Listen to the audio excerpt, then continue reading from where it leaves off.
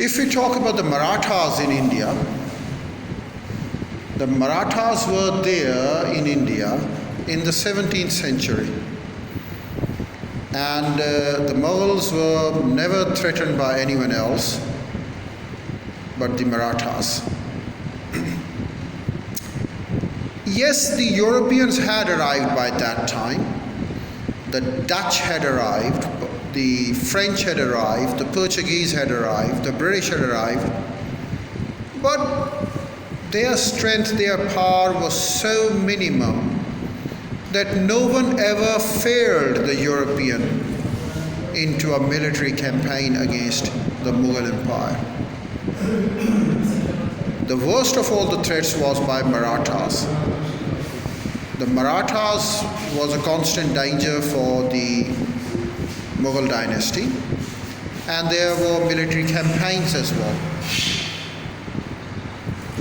It was more so in the days of the 6th emperor of Mughal dynasty, Emperor Aurangzeb Alamgir, in whose reign the Marathas had become quite a stronghold, a threat to the empire.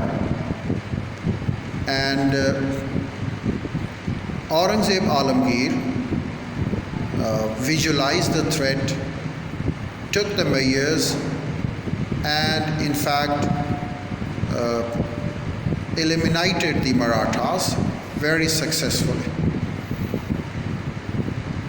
The Mughal strength and their military strength was so huge that they had the ease of curbing the revolts.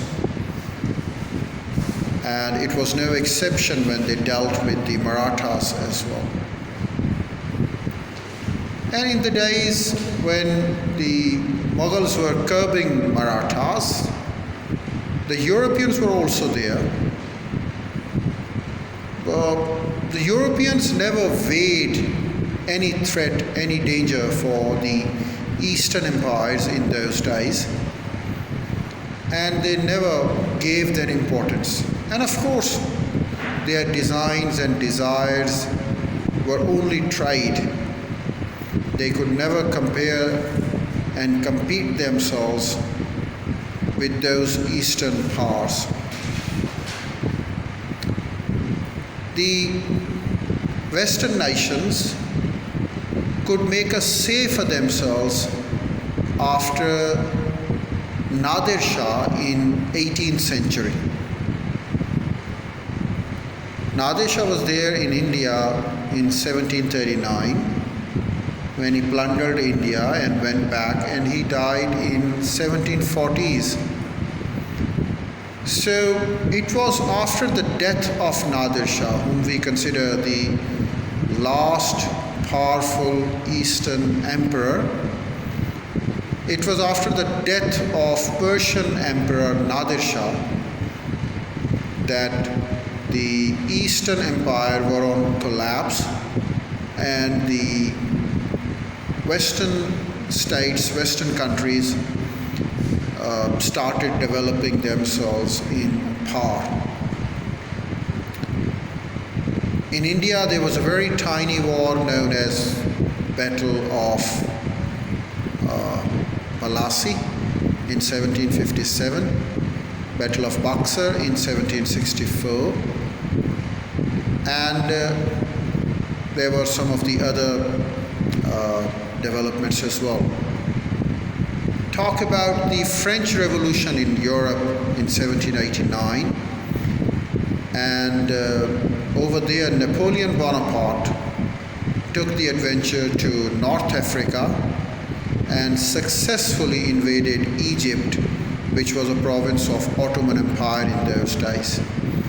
So we can consider that probably the 1795 incident of invading Egypt by a European nation was probably the start of Western colonization. Before that, they were not considered worthwhile to be taken as the actor of the international politics. There were the Eastern emperors all around, and no one counted the Western countries to be a threat or to be of any significance at all.